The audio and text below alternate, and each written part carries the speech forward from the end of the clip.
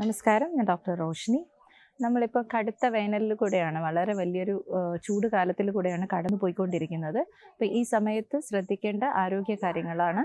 പ്രത്യേകിച്ച് ഇപ്പം urinary infection കൂടാനുള്ള സാധ്യത വളരെ കൂടുതലാണ്. മിക്കവർക്കും യൂറിനറി ഇൻഫെക്ഷൻ അസോസിയേറ്റ് ചെയ്തിട്ടുള്ള പനി എല്ലാവരിലും കാണുന്നു.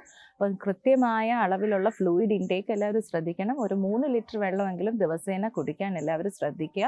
അതുപോലെ തന്നെ പേഴ്സണൽ ഹൈജീൻ നന്നായി സൂക്ഷിക്കേണ്ട ഒരു സമയമാണ്. വിയർപ്പ് ധാരാളം ഉള്ളത് കൊണ്ട് തന്നെ ഫംഗൽ ഇൻഫെക്ഷൻ കൂടാനും സാധ്യത കൂടുതലാണ്.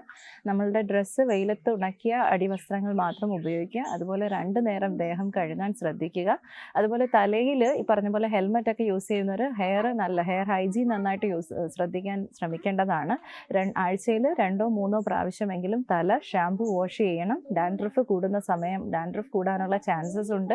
അതുകൊണ്ട് വേപ്പിലയൊക്കെ ഇട്ട വെള്ളം വെച്ച് തല കഴുകുന്നത്, അല്ലെങ്കിൽ നാരങ്ങ നീരോ അല്ലെങ്കിൽ ആപ്പിൾ സിഡർ വിനെഗർ ഒക്കെ യൂസ് ചെയ്ത് തലയൊന്ന് ജസ്റ്റ് മസാജ് ചെയ്തതിന് ശേഷം ഷാമ്പു വാഷ് ചെയ്യുന്നതും ഒക്കെ നല്ലതാണ്.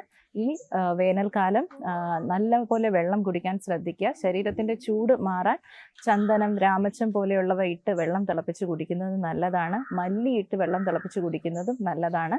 ധാരാളം പച്ചക്കറികളും പഴവർഗ്ഗങ്ങളും കഴിക്കുക. റോ ഫ്രൂട്ട്സും വെജിറ്റബിൾസും കഴിക്കാൻ മാക്സിമം ശ്രമിക്കുക. എല്ലാവർക്കും ഒരു നല്ല വേനൽക്കാല ആശംസകൾ.